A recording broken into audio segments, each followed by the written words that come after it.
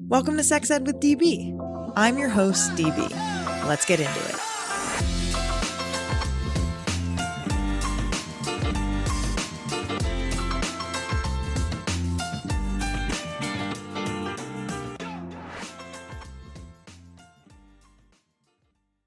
Welcome to Two Black Girls, One Rose, a podcast discovering what we can learn about modern dating, love, and relationships from popular television. I'm Natasha. And I'm Justine. We're best friends and TV fanatics, and every week on our podcast, we're recapping all of your faves, from reality shows like Love is Blind and The Bachelor to classics like Sex and the City. Each week, we recap the latest episode while discussing topics like, is friendship or passion a better foundation for a relationship? And should we be dating men in their 20s? We both spent our 20s dating all around New York City, so we've got a lot of relatable mess and stories to share. Listen to us on all podcast platforms, and for bonus and video content, join us on Patreon. Hello, DB here, your favorite sex educator, pleasure expert, and rom-com critic. Today we're bringing you a special re-release from the Curious Sex Ed series I co-hosted with my friend and fellow sex educator, Mariah Caudillo from Sex Ed Files. In this bonus episode, we're tackling a topic that's often surrounded by shame, confusion, and clickbait: porn addiction. What does it mean when people say they're addicted to porn?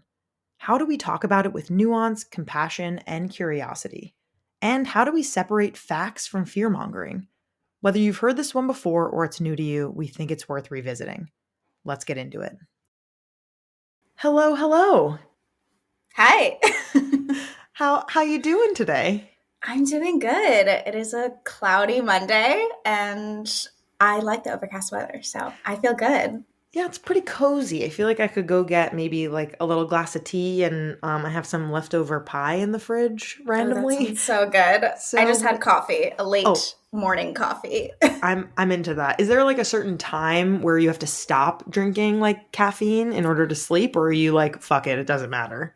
I used to have that like strict stop like around 3, but I don't know. I feel like it's worn off, so I just do whatever. I also have like a Diet Coke in the afternoon, so okay, you're like caffeinated up. Yeah, I don't think it affects me anymore. Okay, respect. That's totally cool. I'm so excited that we're here today because it's our first episode together as Curious Sex Ed, and we've been like pals, colleagues for like a little while now, and I'm just so excited that we're doing a full-on project together. I know. I'm excited. This is my first ever podcast project. I mean, I've done like a couple of guest things, but yeah, it's scary. It's a little scary. I think like knowing how much your audience and my audience really enjoy the education that we put forth, and the fact that, you know, in these episodes we're sharing a little bit about ourselves as well, which I feel like is a little different than our videos and our other content, because it's really sharing education, which also is what we're doing here. But I think that mix feels a little vulnerable, maybe a little scary, but kind of different and a unique way that we can kind of connect with people, which is cool. Yeah, I agree. I feel like TikTok is a completely different kind of relationship. So this is going to be fun. I'm excited. I'm into it. And yeah, why don't you go ahead and introduce like what is our first episode on today, and what was the question that someone wrote in? Yeah, so today we're going to talk about porn addiction, my favorite topic. Amazing. The question we got says, I'm worried I've been watching too much porn. Can I get addicted to porn? And if so, what do I do about it? Yeah, I fucking love this question. Me too. Yeah, both of us definitely talk about porn and ethical porn and porn addiction and all of these different facets of it. And so I'm really, really excited to kind of get into this. And before we even do that, right, I kind of want to talk about how does this thing even work that we're doing every week, since it's this new thing, right? So we mentioned this, I mentioned this in Sex Ed with DB full-length episodes, but essentially these episodes will be coming out every Friday, and this is our first episode ever, and the first 3 episodes that we do together for Curious Sex Ed will be available through Sex Ed with DB wherever you get your podcasts. If you listen on Spotify or SoundCloud or YouTube or Apple Podcasts, wherever. And then beyond that, we will exclusively be available through Buy Me a Coffee. And so if you want to check us out, go to buymeacoffee.com/CuriousSexEd. And if you want access to this amazing content, you can join our bestie crew and you can learn all about that there. Also, if you want to ask an anonymous question, you can find our form on there. And say you're maybe not down to contribute every month. Maybe you just want to say, hey, like, I'm proud of the work that you're doing and I'm happy that this content is getting out there. You can give us a little tip and buy us a coffee. And so I just want to shout that out before we even get into our first topic area, Mariah, as it's very important people know how to access this amazing content. Absolutely. Thank you. Totes my goats. So let's talk about our personal stories first. What do we really think about porn? And if we could think back a little bit, like, how was porn kind of first introduced to us, or how were we introduced to it? Yeah. I feel like a lot of people, I was introduced to it accidentally, like just stumbled upon it. I kind of remember in middle school, I was like at a sleepover and we were all looking at it on the computer, like someone had pulled it up and we were all like around it watching. So yeah, I was very young and it wasn't like I didn't know what it was. I didn't go to the computer and type something in. It was just like, oh my gosh, what is this? And right, shock value. Yeah, I was very shocked, very shook, but also kind of like, what is that? This is interesting, like very curious. I also come from a very like religious background where we don't talk about sex or porn or anything like that. So I didn't think anything related to bodies could go beyond like marriage or whatever, that kind of idea. So this was very, very, very new. But I think after that, like much later in my life is when I was more intentional about looking up porn. And yeah, I think overall, I feel like I've had a very positive experience with it. Like it's helped me kind of discover things about myself, including my sexuality. Like lesbian porn has been I can't think of the word, but like it's really helped me get to a place where, additive something. So yeah, that's kind of like my journey. It hasn't been an exciting journey. I feel like it's a very common one.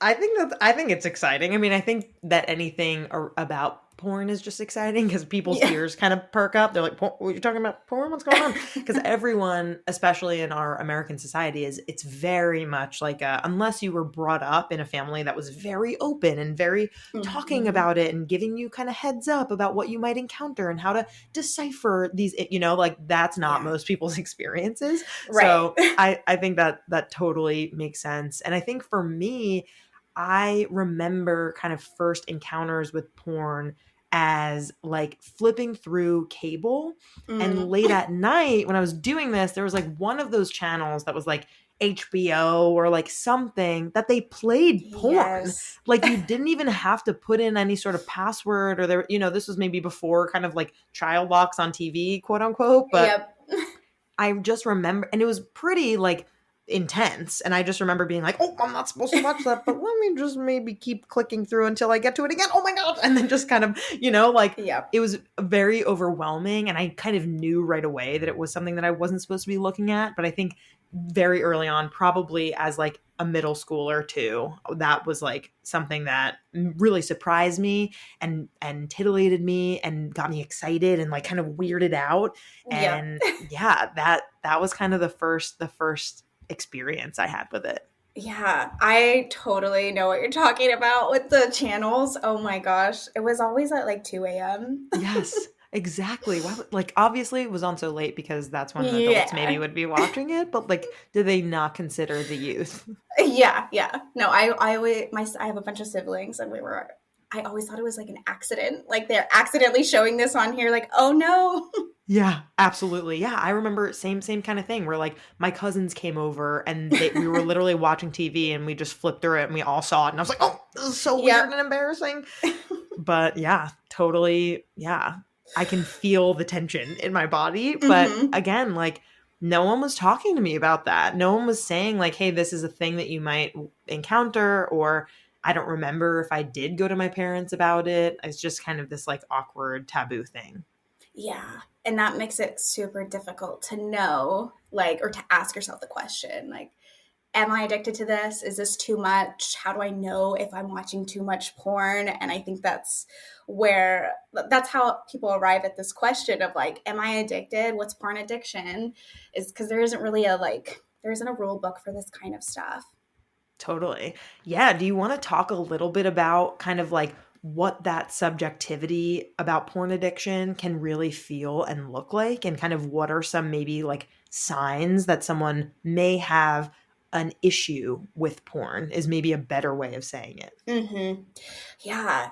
It really, I always kind of go back to like every person is different, and like the way we experience the world, including sex and porn, really can vary from person to person. It's very subjective, right? So I feel like each individual has to evaluate how porn makes them feel, what their relationship is like. But yeah, there are definitely signs. There are things like, you're spending an excessive amount of time watching porn and it's interfering with your daily life, your activities, going to school, work, your relationships, really doing anything new. Like that's probably a sign you might be, have an unhealthy relationship with porn, I guess. Or you're constantly thinking about it, or you have a lot of urges to compulsively watch it. Also, if you feel a lot of shame or guilt, I think that's a really big one, because that can totally impact a person's like relationship with sex and kind of like how they show up.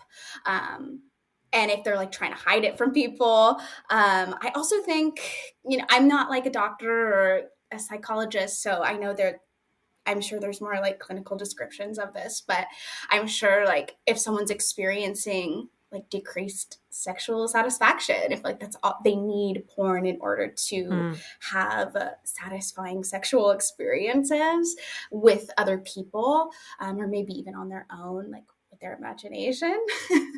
Yeah. And I think like if they're going to it when they're going through emotional pain, like it's a coping mechanism versus like something someone's choosing because they really like it and they're going to it to enjoy it, and not necessarily like their only kind of distraction. I mean, I'm sure like there's a lot of distractions we have in our life, but like right. That's why it's hard to decipher, right? I mean, like it can be tricky. Very, very, very tricky.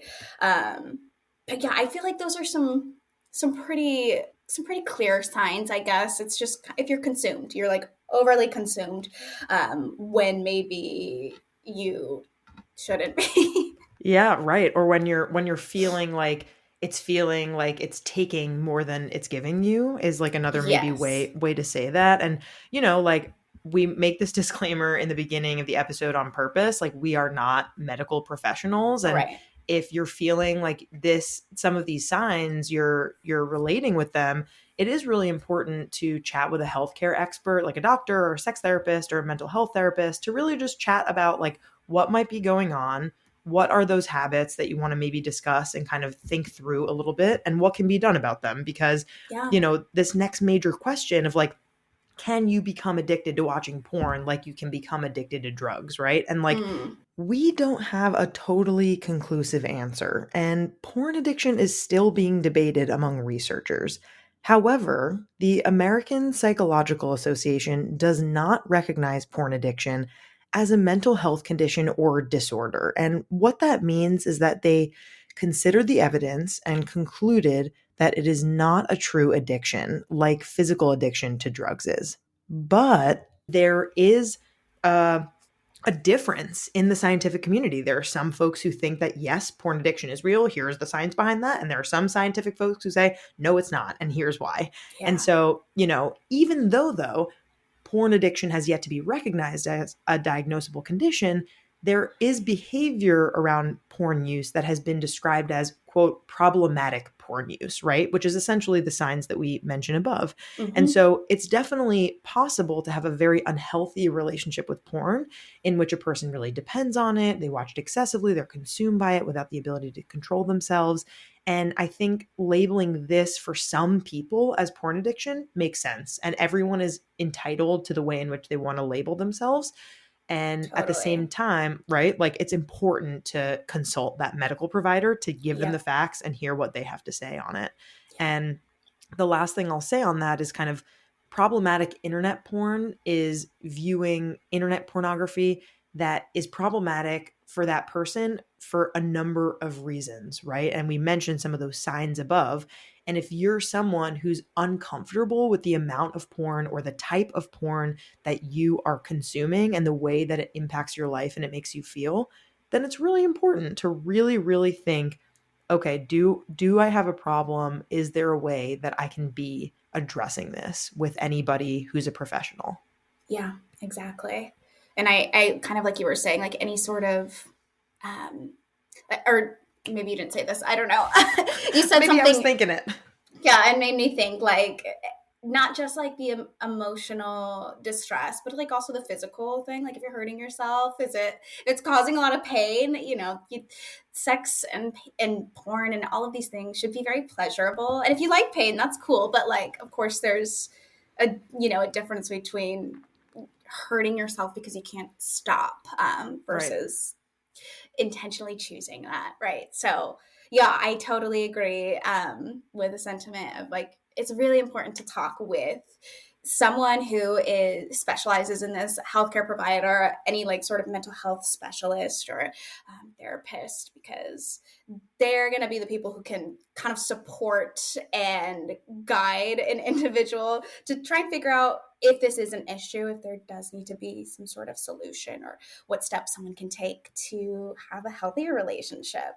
Exactly. And on that note, if you're interested, if you're listening on kind of what a healthy relationship could look like with someone watching and consuming porn, what maybe ethical porn is and what that looks like, kind of the advanced conversation around porn that goes beyond this idea that we're peddling this idea maybe of like only porn is negative, right? Like we want to cover this because people are asking. And I think it's a reflection of what people are feeling and thinking in our society. But we want to be very clear as sex educators that porn can also be very healthy for people and can bring people a lot of joy and have an opportunity for people to explore their sexuality and their kinks and their desires and what they like and really explore and expand that for them. And so if you're interested in learning more about that or other aspects of porn, please check out our anonymous question box in our Buy Me a Coffee page. If you go to buymeacoffee.com/CuriousSexEd, you can learn again about our bestie crew, how to support us, how to gain access to this exclusive content if you enjoyed this first episode. And you can click on the anonymous question box link there. And Mariah, thank you so much. We did it. This is our first episode. We crushed it. Yes, I'm really excited. And I just want to add and make it super clear. I love porn, and I love porn. And I really, really value the people who create porn, who are behind like sex workers, people who are writing the porn. Like there's so much, like you said, there's so much joy and good that can be found, especially in ethical porn. But we can talk about the unhealthy side of things and relationships people might have with it, as well as the good. And I think I like that about these conversations.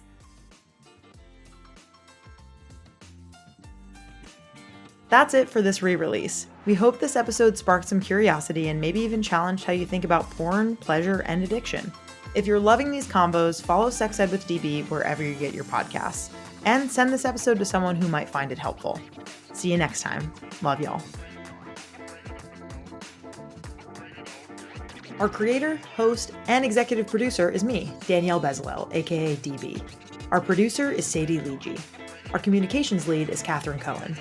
Our music theme is by Hook Sounds. Thanks so much to our featured guests, partners, and listeners. If you have a rom-com you remember from growing up and want us to cover it on Rom-Com Bomb, Submit it to us by leaving a review on Apple Podcasts and leaving a comment on Spotify. Want to partner with us? Email us at sexedwithdb@gmail.com. For more sex ed content, follow us on Instagram at sexedwithdbpodcast. See you next time.